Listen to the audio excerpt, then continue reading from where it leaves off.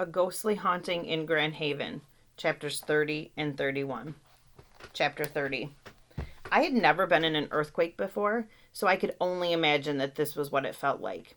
My balance was skewered, the floor shook beneath our feet, and pictures and paintings on the wall crashed to the floor in an explosion of shattering glass.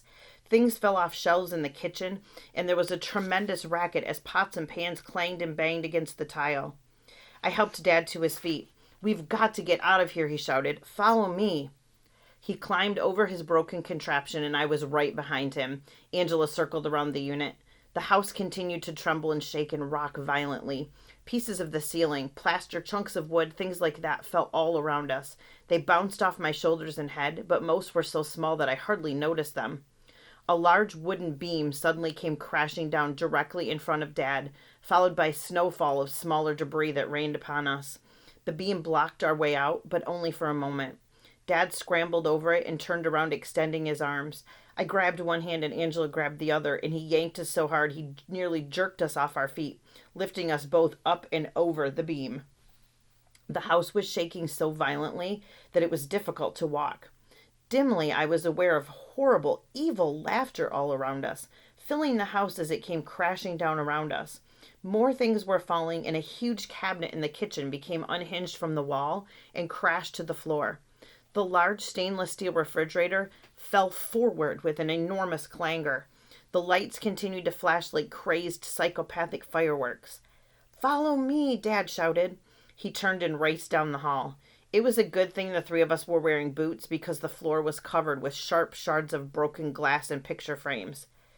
I couldn't imagine what it would have been like if we would have had to make our way down the hall barefoot. And the only thing I could think of, madness. That's what it was. Complete and total madness. The sounds of the house falling in, the crunching glass beneath our feet, and the horrible, wicked laughter that filled our ears was enough to drive a person crazy. In fact, I probably would have gone nuts if I'd had to stay in that house any longer. And for one horrifying, awful moment, as Dad reached the front door, I had a terrible thought that it wouldn't open, that it would be stuck and we would be trapped inside. But it wasn't. Dad grabbed the doorknob, gave it a quick twist, and threw open the door. It crashed against the wall, its sound becoming lost in the many other sounds of upheaval throughout the house. Dad leaped forward, tripped on something, and fell headlong onto the porch. I was moving so fast that I couldn't avoid him, and I too tumbled out the door, falling on top of Dad, before rolling to the side. The front door slammed closed, and for a moment, I didn't move. My heart was pounding, my lungs were heaving. The white witch of winter had shown no signs of leaving, and her cold fingers tore at the exposed skin of my face and ears. And yet all was not well. We'd made it out, but our troubles weren't over. I knew this the moment the door slammed, the moment I fell onto Dad, the moment I rolled to the side and lay on my back on the porch, the wind and the snow assailing my face.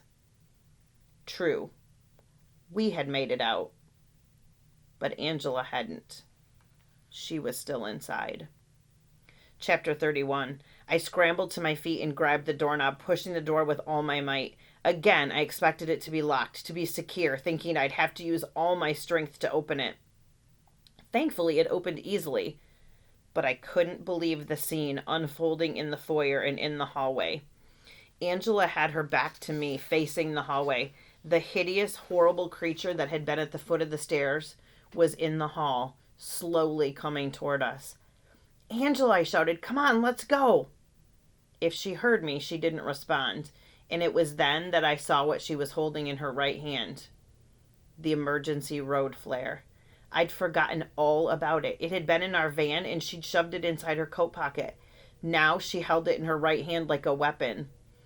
"I'm getting rid of this thing," Angela screamed above the sounds of the crumbling house. "Otherwise, I'm going to have nightmares for years." "Have you lost your mind?" I shouted. "Leave it alone and let's just get out of here." By now, Dad had climbed to his feet. "Angela," he ordered, don't do..." It was too late. In the next instant, Angela had grasped the flare's cap and snapped it off. Holding the cap with her left hand, she struck it against the tip of the flare, much like striking a match. Nothing happened. "Angela," I wailed. Angela repeated the procedure, striking the cap against the tip of the flare. There was a sudden flash and a burst of flame as the flare roared to life, spewing a 6-inch dagger of yellow flame. She held it high in a show of triumph, but only for a moment. Then she drew it back over her right shoulder and, like a Major League Baseball player, let it fly. The flare tumbled through the air, cartwheeling down the hall, end over end, tumbling, and hit the horrible monstrosity square in the middle of its body. The effect was like a match to a pool of gasoline. There was a discernible whoomp sound as the flare struck the creature, and in less than a second, it was fully engulfed in an enormous ball of twisting and turning orange and yellow flames. A wall of heat hit us, and Angela threw her arms up to shield her face. Dad wasn't waiting any longer. He leapt into the foyer, grabbed Angela by the back of her coat, and yanked her out onto the porch. He continued pulling, dragging her down the snow-covered steps and into the yard. I followed, and the three of us began wading through the deep snow. The wind and ice lashed at our faces. I felt bad for Dad. He wasn't wearing a coat, a hat, or gloves. His only protection were his denim jeans, his shirt, and his boots. I knew he was probably freezing. But we would be at the van soon. Even if we weren't able to get it unstuck, we could start it and get warm inside. We could get out of the blowing wind and the frigid cold. And maybe most important, we were away from the house. We were away from the nightmare of the creature who threatened to keep us forever. We were cold, but we were safe. Soon we would be home. A loud crash behind us caused the three of us to stop. We turned and I squinted as the snow and ice pellets assailed my eyes. But even from a distance, I could feel a faint heat on my exposed skin. The entire house was in flames. Yellow and orange tongues were licking into the sky, sending little glowing satellites spiraling up into the darkness, whipped and whirled by the angry wind. The flames seemed to be alive, tormented and thrashed by the blizzard, fanned to a frenzy by the angry winter witch. Holy cow, I thought. We burned down the house. We burned the house down, and we are going to be in a ton of trouble. But at least, I thought again, at least the three of us are alive. Whatever happens from here on out, at least we're safe. We're safe and we're alive. Somehow that seemed pretty amazing in itself. Yet that's not where this story ends. Yes, we made it out safe. Yes, we made it out alive. But perhaps the strangest thing of all was yet to happen when we were at home the following morning, when the police showed up at our house.